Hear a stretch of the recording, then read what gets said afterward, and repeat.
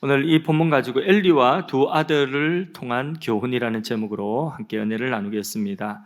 우리 교회는 다음 세대를 세우는 중요한 사명을 가지고 있습니다. 교회뿐만 아니라 나라에도 교육은 매우 매우 중요합니다. 가정에도 하나님 주신 자녀를 양육하는 이 자녀 교육은 너무나 중요합니다. 그래서 교육은 백년지 대계라는 그런 말도 있습니다. 자, 특별히 우리 교회는 세계 복음화와 또 하나의 비전은 다음 세대 복음화의 비전입니다. 다음 세대를 세우는 이 중요한 사명은 누구에게 책임이 있겠습니까? 이것을 누가 해야 되겠습니까? 첫째는 부모입니다. 그 다음에 교회에서, 주일학교에서 또 교사들이 감당을 해야 되는 몫이죠. 가정에서 부모는 교사처럼, 교회에서 교사들은 부모처럼 그렇게 다음 세대를 믿음의 세대로 세워나가야 합니다. 그런데 이 자녀 양육이라고 하는 것이, 특별히 신앙교육이라고 하는 것이 참 쉽지 않습니다. 그 쉽지 않다는 것이 사무엘상 오늘 읽은 본문 뒤에 보면 29절에 잘 나와 있습니다. 본문 29절 한번 합독해서 읽어보겠습니다. 너희는 어찌하여 내가 내 처소에서 명령한 내 재물과 예물을 밟으며 내 아들들을 나보다 더 중히 여겨 내 백성 이스라엘이 드리는 가장 좋은 것으로 너희를 살찌게 하느냐. 자, 하나님이 엘리 제사장을 책망하는 내용인데, 이 내용에서 참 자녀를 양육하는 자녀 양육은 쉽지 않다, 어렵다. 무엇이 어려운지 여기 29절 다시 한번 띄워주세요. 29절 잘 보십시오. 자, 무엇이 어렵습니까?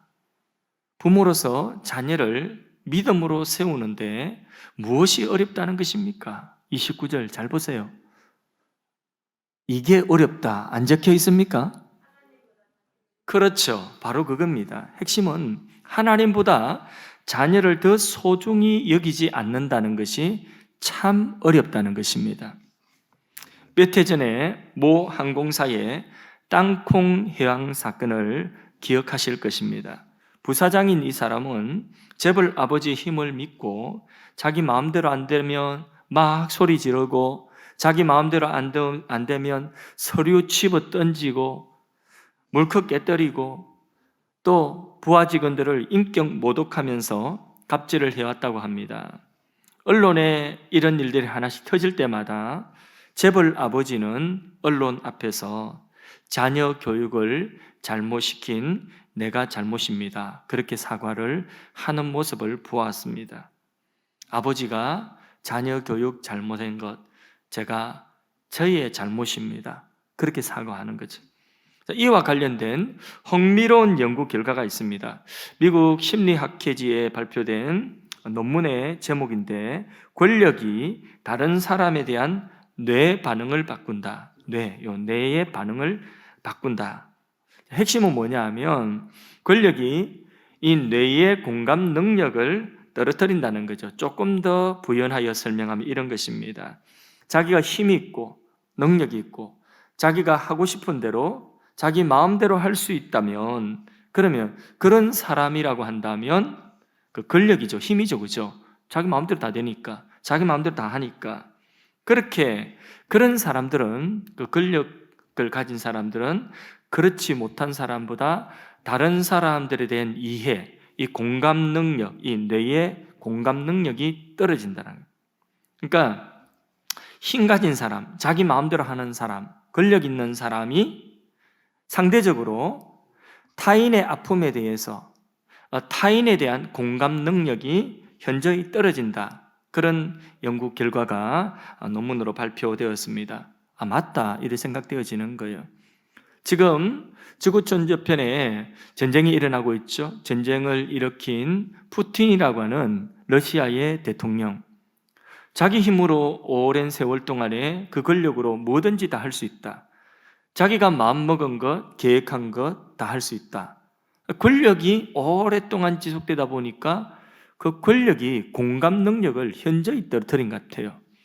그래서 자기가 계획하고 마음먹은 것을 성취하기 위해서 얼마나 많은 사람이 피 흘리고 얼마나 많은 사람들이 아파하고 이런 것에 대해서 공감 능력이 전혀 없는 거예요.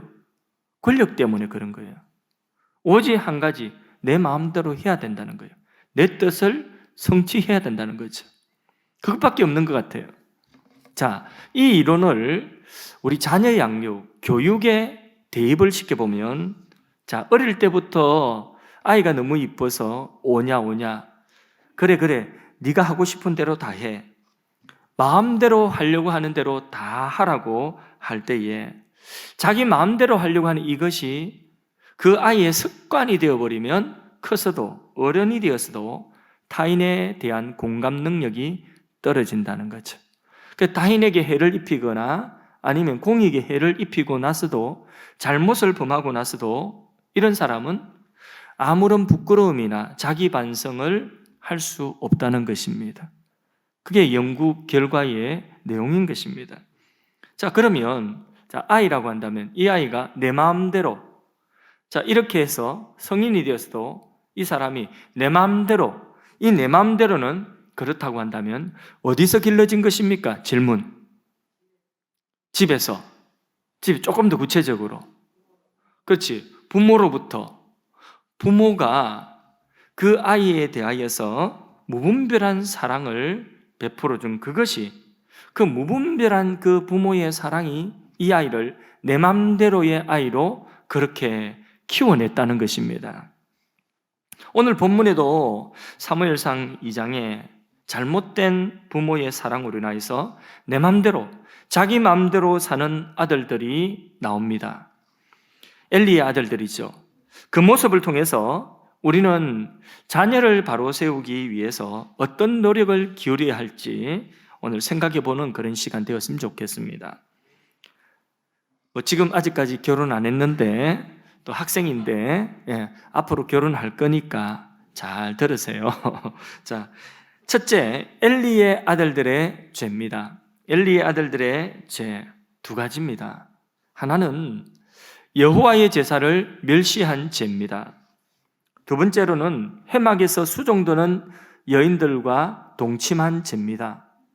적지 않은 죄인데 이 두 가지 죄의 근본 원인이 어디 있는지 12절에 분명히 밝히고 있습니다.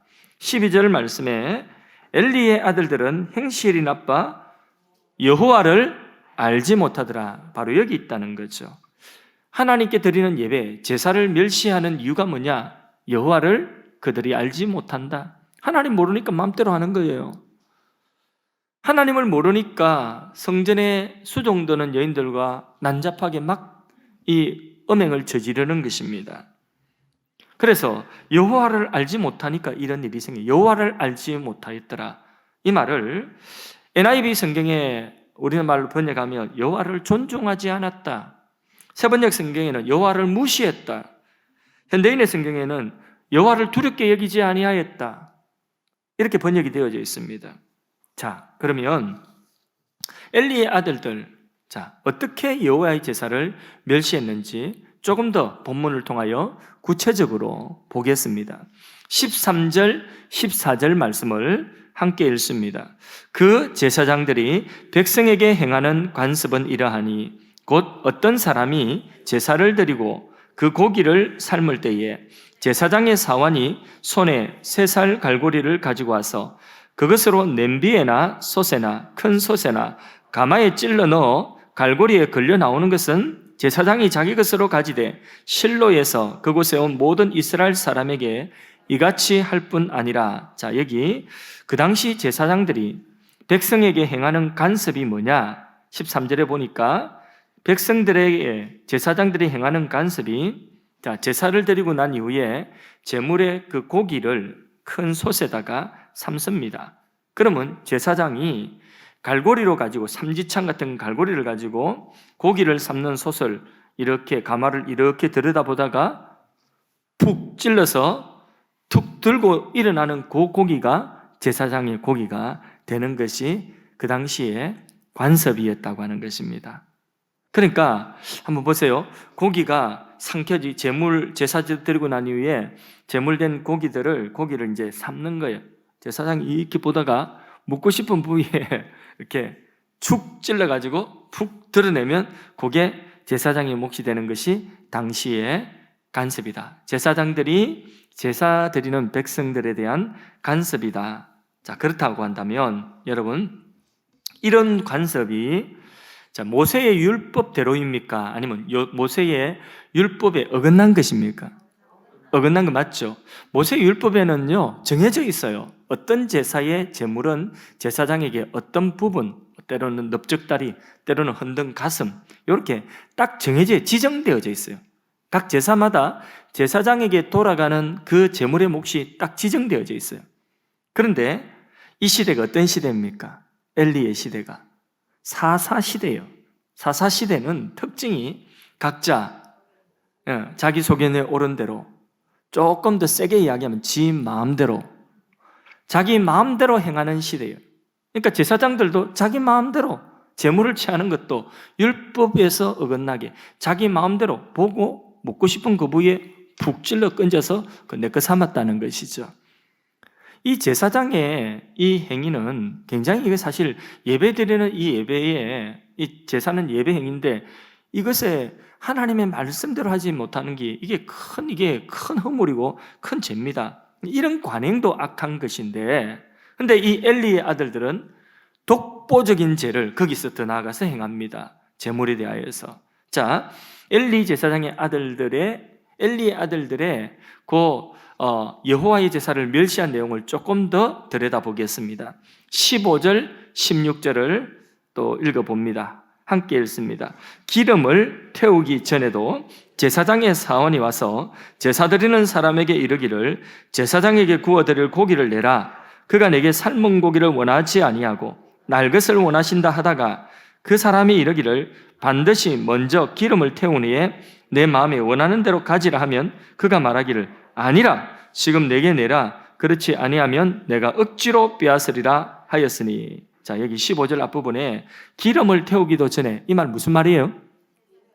제사를 드리기도 전에 먼저 자기 제사장이 자기 몫을 챙겼다는 것입니다. 왜? 삶은 고기 먹기 싫다는 거예요. 수육은 싫어, 구운 고기 먹고 싶어, 그거예요. 그래서 고기를 구워 먹고 싶어서 기름이 붙어있는 생고기, 제사도 드리기 전에 기름이 붙어있는 그 생고기, 기름 붙은 거, 그걸 뭐라 하죠? 좋은 기름 붙은 그걸 마블린. 예.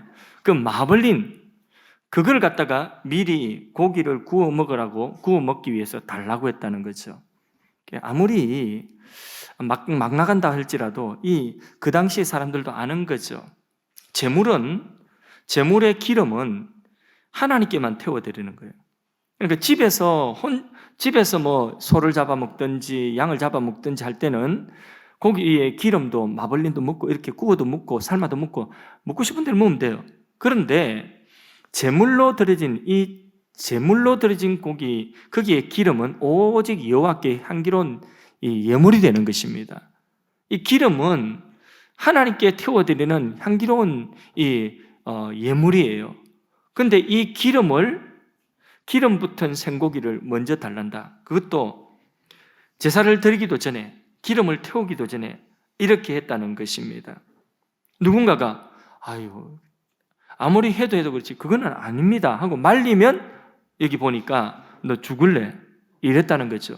그래서 그 고기를 떼가지고 취하여 갔다는 것입니다. 강제로 빼앗았다는 것입니다. 순전히 자기 마음대로죠, 그렇죠? 자기 마음대로 하는 것입니다. 자, 이 엘리의 아들들의 죄는 여호와의 제사를 멸시하는 것이었는데, 오늘로 말하면 예배를 멸시하는 것인데, 그런데 이것이 엘리의 아들들만의 문제가 아니라 사사시대, 그 시대의 모든 아들들의 모습을 엘리의 아들들이 대표해서 보여주는 것입니다. 그 시대의 모든 아들들이 이 엘리의 아들들처럼 자기 마음대로 했더라. 그리고 여호와의 제사를 멸시했더라 하는 것입니다. 자, 이 일에 대하여서 엘리는 알고 있었어요. 소문을 들어 알고 있었지만은 아무런 반응도 하지 않습니다. 침묵합니다. 아버지의 침묵 속에서 내 맘대로가 점점 커지는 거예요. 그리고 이제는 더 이상 침묵할 수 없는 사건이 터집니다. 그 사건이 뭐냐? 해마기에 수종드는 여인들과 동침하는 것입니다. 자, 이렇게 되다 보니까 이제는 엘리도 어쩔 수 없는, 더 이상 침묵할 수 없습니다. 자, 엘리의 아들들의 죄는 크게 두 가지. 여호와의 제사를 멸시하였더라. 또 하나, 해마기에 수종드는 여인들과 동침하였더라. 근본 원인이 뭐라고요? 여호와를 알지 못하였더라. 여호와를 알지 못하고 자기 마음대로 하는 그 원인이 어디 있었다고요? 예, 아버지의 침묵 속에서 이게 크갔더라는 거죠. 그럼 엘리의 죄는 뭐냐? 엘리의 죄. 두 번째로 오늘 큰 대지로 엘리의 죄는 이제 엘리가 더 이상 침묵할 수 없는 지경에 이르렀습니다. 그리고는 아들을 불러서 책망합니다. 그 아들들에 대한 아버지 엘리의 책망을 또 한번 봅니다. 23절, 24절 읽어봅니다. 그들에게 이르되 너희가 어찌하여 이런 일을 하느냐? 내가 너희의 악행을 이 모든 백성에게서 듣노라. 내 아들들아 그리하지 말라. 내게 들리는 소문이 좋지 아니하니라. 너희가 여호와의 백성으로 범죄하게 하는도다. 자, 보십시오.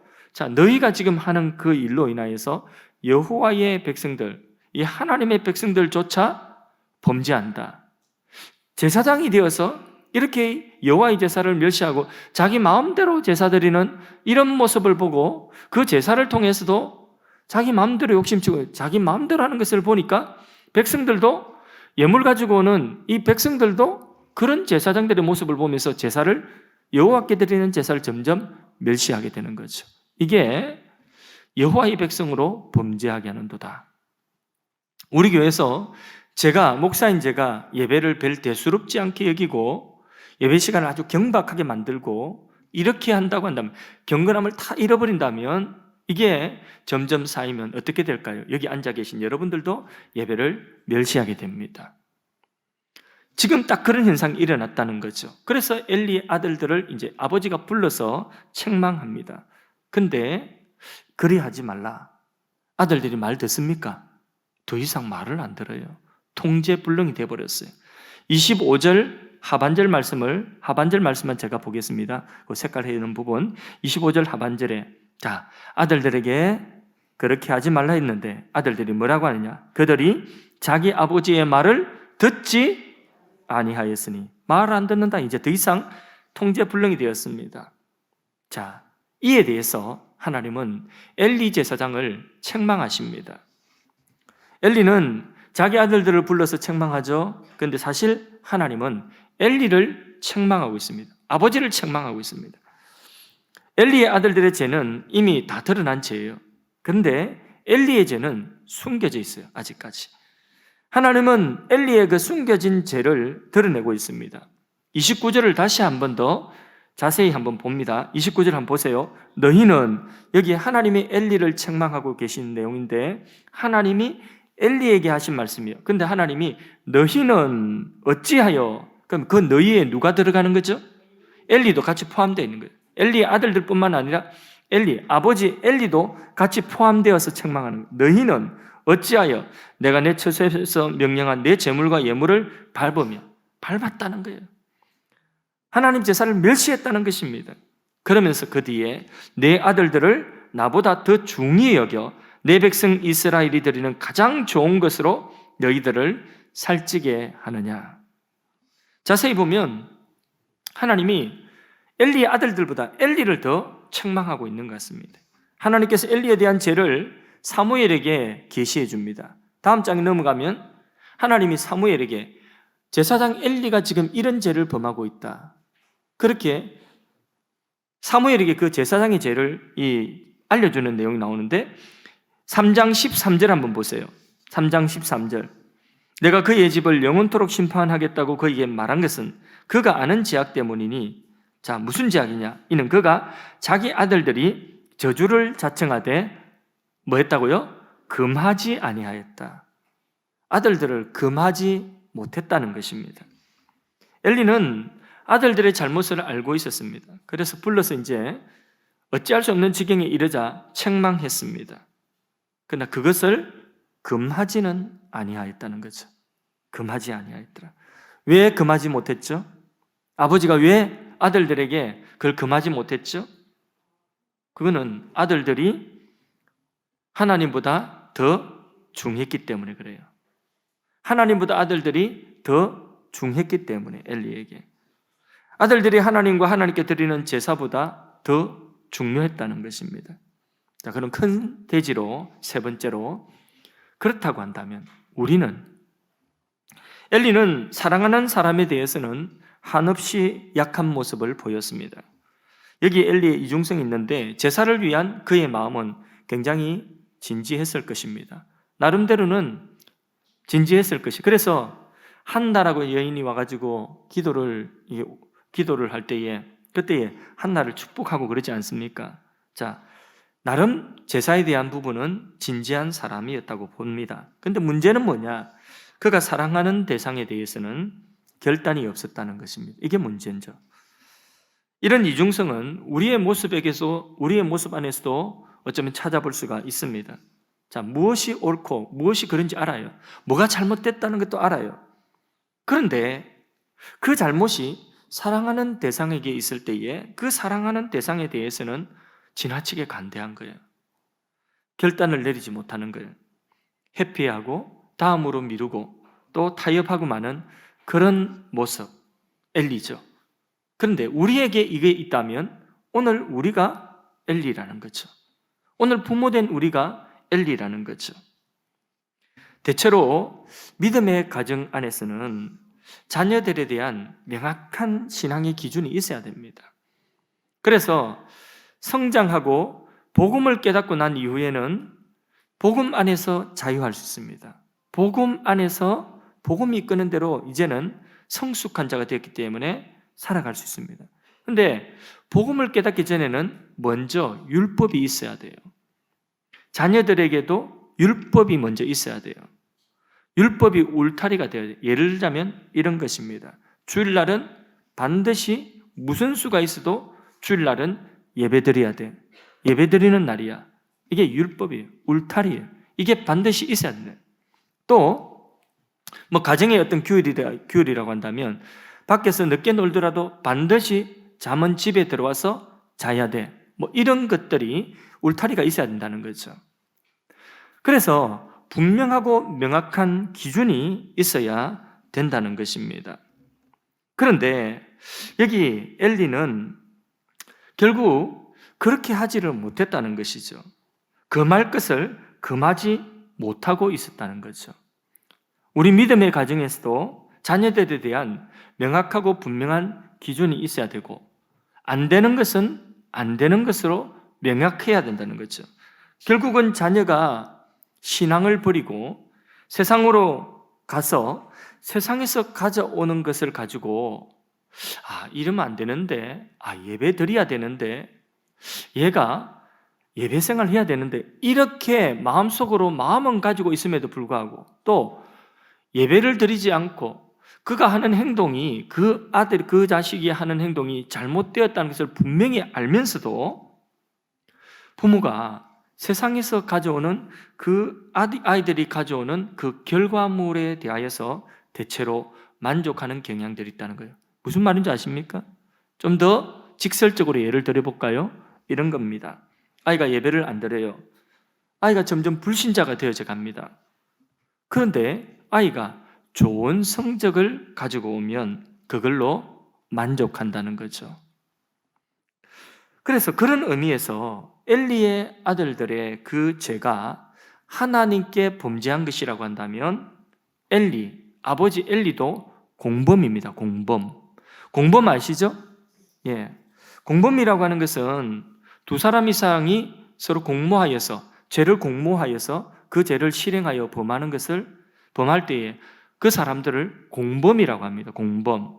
그런데 이 공범은 우리나라 형법에 세 가지 종류의 공범이 있습니다. 하나는 공동정범입니다. 이게 말 그대로 여러 사람이 같이 공동으로 그 범죄를 모의하고 공동으로 실행하는 것, 공동정범이에요. 또 하나의 종류의 공범은 뭐냐면 교사범이 있어요. 직접 자기가 범죄를 저지르지는 않지만은 범죄를 저지르도록 시키는 거예요. 그 교사범이죠. 그 교사범도 바로 공범이에요. 또 하나의 공범이 있습니다. 종범이라고 하는 것인데 요거는 소위 말하는 방조범입니다. 그것을 저지할 수 있는, 죄를 저지할 수 있는 위치에 있으면서 저지하지 않는 거예요. 그것을 그냥 방치시켜 놓는 것입니다. 자기가 틀림없이 그 죄를 저지할 수 있는 위치에 있음에도 불구하고 그 죄를 저지하지 않아서 범죄가 일어나도록 하는 방조범. 그렇다고 한다면 엘리의 아들들의 이 죄에 대해서 아버지 엘리는 어떤 식으로 공범이죠? 방조범인 것 같습니다. 근데 이렇게 아들들과 공범관계가 그냥 되어버린 거예요. 엘리가 책망은 하였지만 결과적으로 아들들을 저지하지 못했습니다. 오히려 아들들이 가지고 온 마벌린을 함께 먹은 거예요. 함께 먹음으로 29절 하반절에 이렇게 말씀하고 있습니다. 29절 하반절에 다시 보면 육신의 살을 지웠다는 거죠. 살찌웠다. 이 말은 함께 그 제물, 아들들이 찝어오는 그 고기를 함께 먹었다. 그 결과물을 함께 나누었다는 것. 그리고 그 결과물로 살쪘다는 것입니다. 나중에 우리가 사무엘상 뒷부분에 가면 이 엘리의 가문이 몰락하거든요. 근데 엘리가 죽어요. 목이 부러지고 죽습니다. 근데 죽을 때에 굳이 엘리 제사장이 죽는데 엘리에 대한 이게 덧붙이는 말이 있어요. 그 덧붙이는 말이 뭐냐? 엘리는 살이 쪄서 비둔하였더라. 비둔하였더라. 왜 굳이 성경에 살찐 그걸 이야기할까요? 죽는 사람의 모습을 비둔하다 그런 이야기 할 필요 없잖아요. 죽었다 하면 되는 거지. 못 부러져 죽었다 이러면 되는데 굳이 비둔하였더라. 29절의 말씀에 너희가 여호와의 제물을 밟고 짓밟고 그리고 그것으로 너희를 살찌게 하였다. 그거와 연결되는 거예요. 함께 공범도 이런 공범 그냥 가지고 온 그 결과물을 함께 나누고 그것으로 만족했다는 거예요. 죄를 알고도 침묵했다는 것입니다. 금하고 저지하지 못하였다는 것입니다. 그게 바로 뭐냐? 아들들의 죄에 동참한 것이죠. 아비가. 자, 이제 말씀을 썰 맺겠습니다. 자, 크게 엘리의 아들들의 죄에 대해서 또 엘리의 죄에 대하여서 그럼 우리는 어떠냐에 대해서 오늘 잠깐 세대지를 말씀드렸습니다. 그렇다면 우리에게 필요한 것은 분명해지는 거죠. 내가 부모라면 부모로서 다음 세대, 우리 자녀 세대에 대해서 첫째는 분명한 기준이 있어야 됩니다. 분명하고 단호한 기준. 안 되는 것은 안 된다고 말할 수 있어야 됩니다. 그게 부모의 책임이라는 거죠. 그리고 이거는 질문입니다. 그 기준을 가장 좋은 모습으로 교육하는 길은 뭘까요? 가장 좋은 모습으로 그 기준을 자녀들에게 전해주는 것은 뭘까요? 그렇죠. 본보기, 모범. 가장 중요한 것은 모범입니다. 그 다음, 모범을 보여도 안 될 때는 어떻게 합니까? 안 될 때는 기도, 맞습니다. 근데 그 기도가 기도를 뭐라고 표현한 저는 눈물입니다. 눈물. 안 될 때는 울어야 됩니다. 본을 보이고 안 될 때는 두 번째 무기는 울어야 돼요. 기도하면서 울어야 되는 것입니다. 이 부분에 대해서 분명하고 단호한 기준. 그 다음에 두 번째, 눈물의 기도. 이 부분에 대해서 제가 잘하는 두 가지 예를 말씀드리고 말씀을 이제 마치겠습니다. 첫 번째는 헬런 켈러의 예입니다. 잘 아시죠? 헬런 켈러는 눈이 보이지 않습니다. 귀가 들리지 않습니다. 말도 못합니다. 장애인이죠. 근데 이 부모는 헬런 켈러를 극진히 사랑했습니다. 정말 이게 장애를 가지고 있으니까 더 사랑한 거죠. 더 마음이 안타까웠던 거죠. 그런데 아이가 해달라면 무조건 다 해줬습니다. 그런데 그 사랑이 아이를 결국 점점 망치고 있었습니다. 헬런 켈러가 7살 되던 해에 앤 셜리번이라고 하는 가정교사를 드립니다. 이 교사와 헬런 켈러의 만남이 바로 헬런 켈러의 인생을 바꾸는 전환점이 되는 거죠. 놀라운 기적이 일어나게 됩니다. 그 기적의 첫 번째 시작의 장면을 제가 어느 책에서 인용해서 읽어드립니다. 자, 한번 보세요. 자, 어떤 그림인지 어떤 장면인지 여러분 머릿속으로 상상해서 한번 보세요. 어쩌면 익숙한 그런 모습일 수도 있습니다. 헬렌이 앤의 접시에 담긴 음식을 맘대로 집어가려 하자 앤은 단호하게 대처합니다. 단호. 헬렌이 앤의 접시로 손을 내밀면 앤은 반복해서 헬렌의 손을 밀어냈습니다. 마치 어지력 테스트와 같았습니다. 당황한 헬렌의 가족이 식탁을 떠나자 앤은 문을 잠갔고, 어떤 내용인지 아시겠죠? 지금 실갱이가 벌어지는 거예요. 가정교사하고 부모가 나가줍니다. 그러니까 문을 걸어 잠굽니다. 자, 앤은 굴하지 않고 계속 당황한 헬렌의 가족이 식탁을 떠나 앤은 문을 잠갔고, 헬렌은 바닥을 뒹굴며 발길질을 하고 소리를 지르면서 앤의 의자를 마구 밀어댔습니다. 뭔가 좀 익숙한 그런 장면 아닙니까? 많이 본 것 같죠? 앤은 굴하지 않고 계속 아침 식사를 했습니다. 헬렌은 가족의 도움을 기대했지만 가족이 아무도 없다는 것을 알고 당황하기 시작합니다.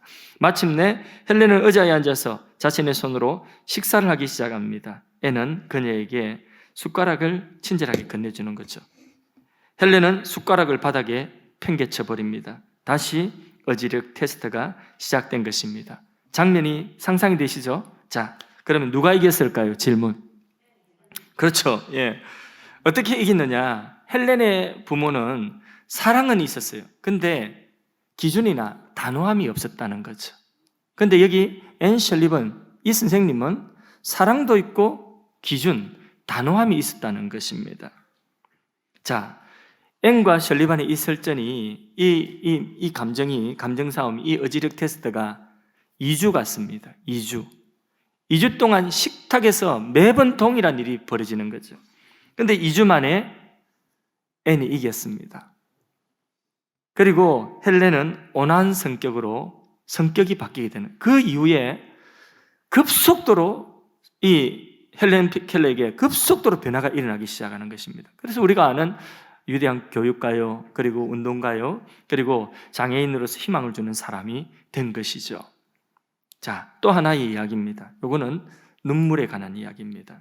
우리가 잘 아는 성 어거스틴과 그의 어머니 모니카에 대한 이야기입니다. 어거스틴은 기독교 역사에 뺄 수 없는, 아마 바울을 포함하여 다섯 손가락 안에 들 수 있는 그런 인물이라고 할 수 있습니다. 정말 석학이고, 그리고 또 우리는 오늘 모든 개신교인들은 이 어거스틴에 의존하고 있습니다. 그만큼 어거스틴은 교회사에 굉장히 큰 영향을 미친 분입니다. 세상 역사가들에게도 어거스틴은 이 세상의 지성인들 사이에도 철학가로 굉장한 학식이 있는 사람으로 그렇게 인정을 받습니다. 근데 그가 젊은 시절, 어린 시절 방황을 합니다. 청소년 시절부터 방황을 합니다. 아주 방탕한 삶을 삽니다. 가출을 했습니다.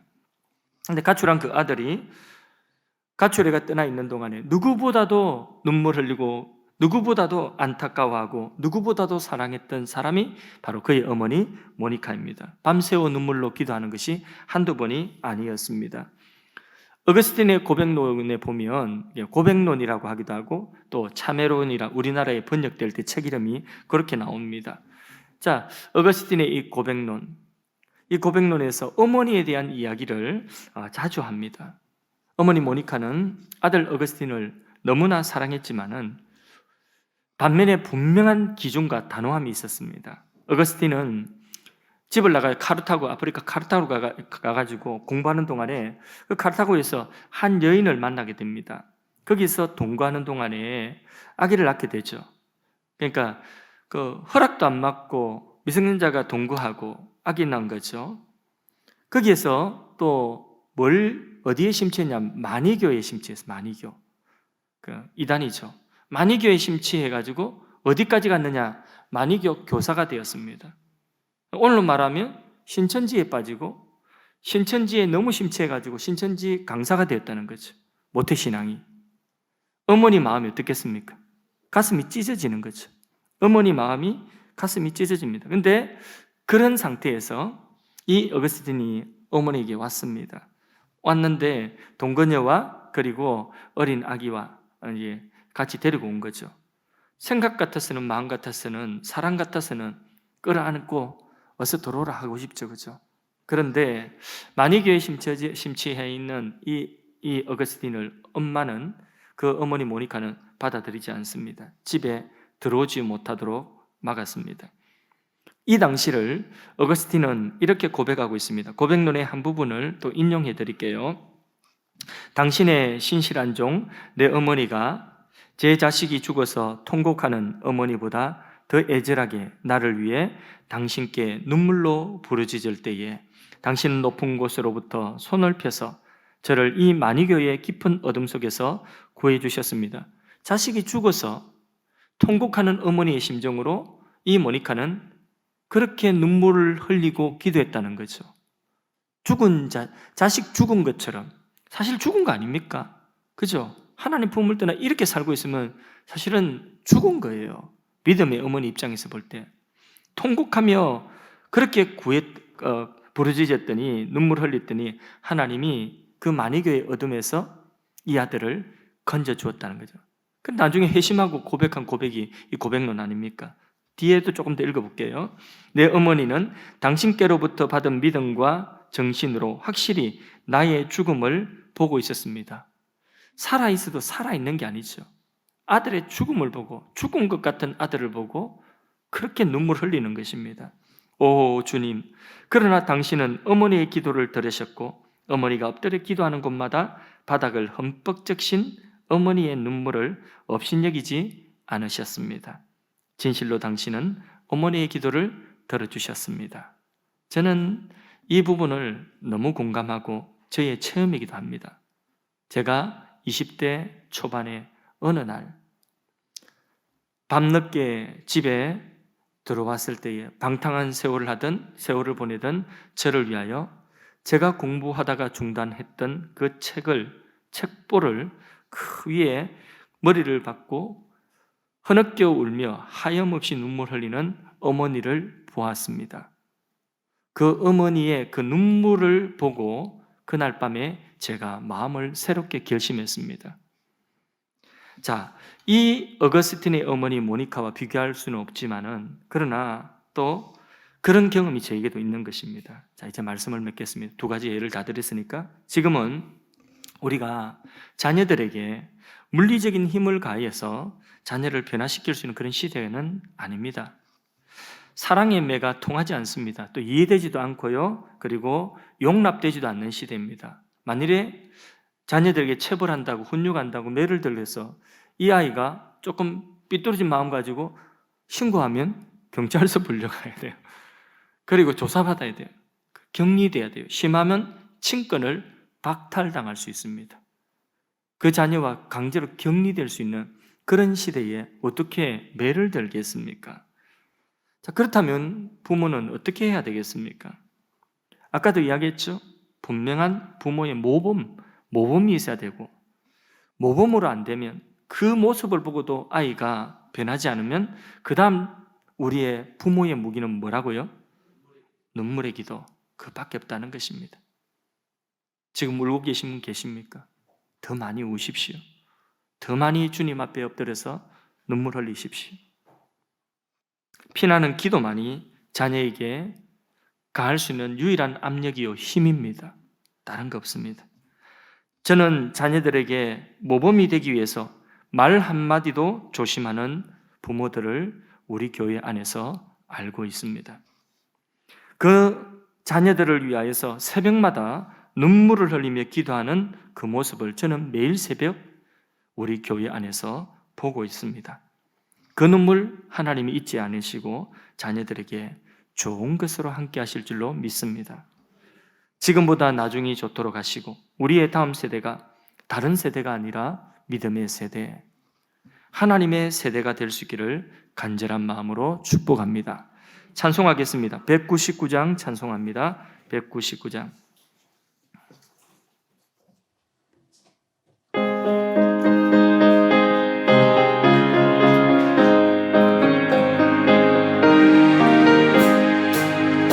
나의 사랑하는 책 비록 헤어졌으나 어머니의 그의 무릎 위에 앉아서 재미있게 듣던 말 그때 일을 지금도 내가 잊지 않고 기억합니다. 귀하고 귀하다 우리 어머니가 들려주시던 재미있게 듣던 말 이 책 중에 있으니 이 성경 심히 사랑합니다.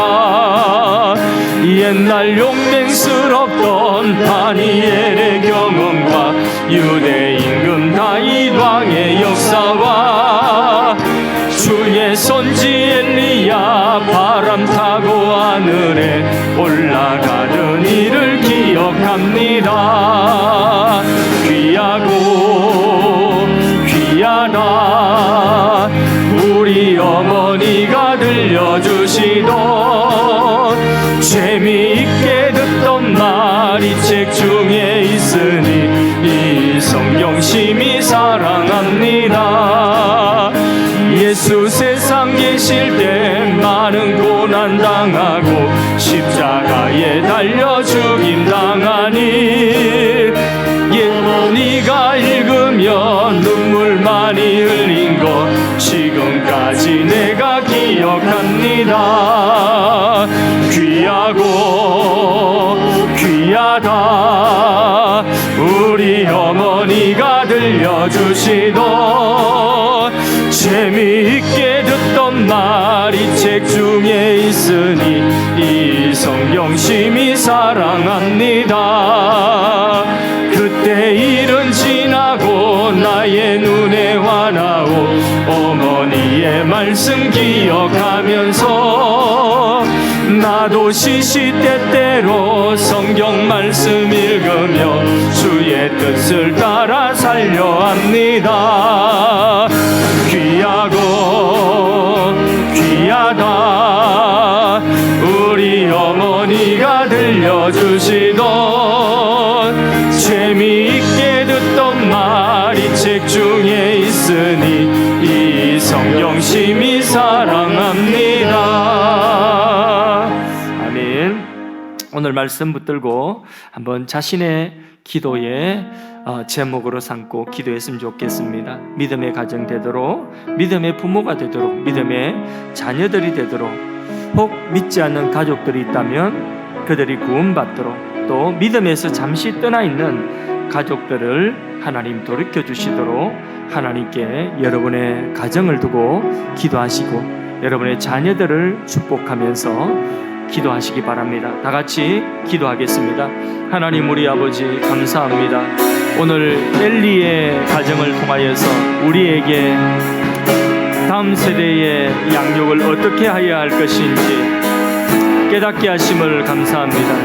하나님보다도 자녀들을 앞세우고 그 자녀들을 주신 하나님을 업신여기고 하나님을 섭섭하게 한 것들이 있다면 우리의 죄를 회개합니다. 주님 용서하여 주시옵소서. 하나님 자녀에 대하여 한이 없는 그런 관용을 가지고 결단하지 못하고 옳지 못한 일을 묵인하면서 그 결과물을 함께 누리고 살찌운 우리의 모습은 아닌지 오늘 말씀을 통하여서 신앙의 양심을 통하여서 우리의 마음 가운데 재촉하는 것이 있으면 이 시간 회개합니다. 주님 용서하여 주시옵소서. 주님 우리 죄를 사하여 주시고 주님이여 주께서 주신 자녀가 우리의 소유가 아니라 하나님이 우리에게 맡겨주신 청지기의 사명을 감당하여 하나님 아브라함이 이삭을 하나님의 제단에 올려드린 것처럼 우리의 자녀들을 주님 손에 올려드리며 주님께서 친히 양육하시는 자녀가 되고 믿음의 세대가 되게 하는 그 일에 하나님 우리 모두가 온전히 마음을 기울이게 하시고 자녀를 통하여서 하나님이 영광을 받으시고 그 자녀를 통하여서 믿음이 계대되어져서 천대 끝까지 은혜를 베푸시는 복된 가문이 될 수 있도록 하나님 도와주시기를 원합니다. 하나님이여, 하나님을 떠난 가족들이 있습니까? 하나님을 떠난 자녀들이 있습니다. 주님, 어거스틴의 어머니와 같이 눈물을 흘리며 하나님 앞에 기도하며 하나님께로 나오게 할 수 있도록 주여 더욱더 눈물을 흘리며 주께 구하오니 주여 떠난 그 가족들이, 떠난 그 자녀들이 하나님께로 속히 돌아올 수 있도록 은혜를 다하여 주시기를 원합니다. 하나님이여, 하나님께서 우리에게 주신 자녀들을 통하여 하나님의 계획을 남김없이 펼쳐보낼 수 있는 은혜를 다하여 주시기를 원합니다. 가정들이 믿음의 가정들이 되기를 원합니다. 후손들이 믿음의 후손들이 되기를 원합니다. 하나님이여 축복하여 주시옵소서. 하나님이여 은혜를 베풀어 주시옵소서. 하나님이여 구원하여 주시옵소서. 하나님, 믿음의 가정들이 되게 하시고 믿음의 부모가 되게 하시고 믿음의 자녀들이 되게 하시고 믿음의 후손들이 되게 하여 주옵소서. 믿지 않은 가족들을 구원하시고 믿음의 잠시 떠난 가족들을 돌이켜 주시옵소서. 자녀들이 하나님 품을 떠나 있는 가정 더 많이 울게 하시고 더 많이 주님 앞에 엎드려 기도하게 하시고 그 눈물의 결과를 보게 하여 주시옵소서. 하나님, 우리 자녀들을 축복하시고 믿음의 만남을 저들에게 예비하여 주시옵시며 믿음의 가정들을 이루게 하여 주옵소서.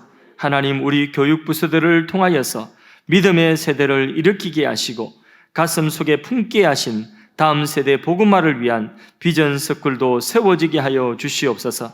하나님, 우리 청년들이 하나님 나라 꿈을 꾸게 하시고 선한 길로 인도받게 하여 주시옵소서. 군 복무 중인 자녀들도 보호하시고 그 가운데서 하나님을 경험케 하여 주시옵고 믿음이 자라게 하여 주옵소서. 치유의 하나님, 이 시간 상한 마음을 가진 분들이 있습니다. 그 마음을 어루만져 주시고 위로하시고 강건케 하여 주시옵소서.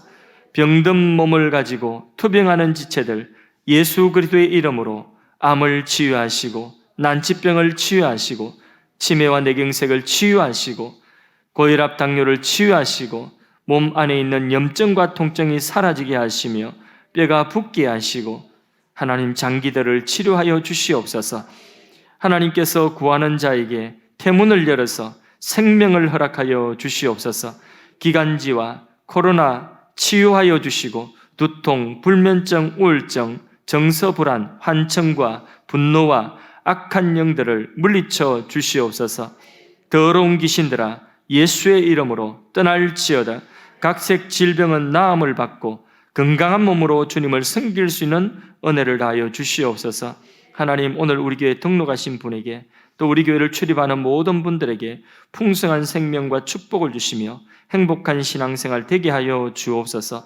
나라를 위하여 기도합니다. 위정자들이 나라의 갈등을 해소하고 국민 통합을 이루어 시대적인 위기를 극복할 수 있도록 도와주시옵소서.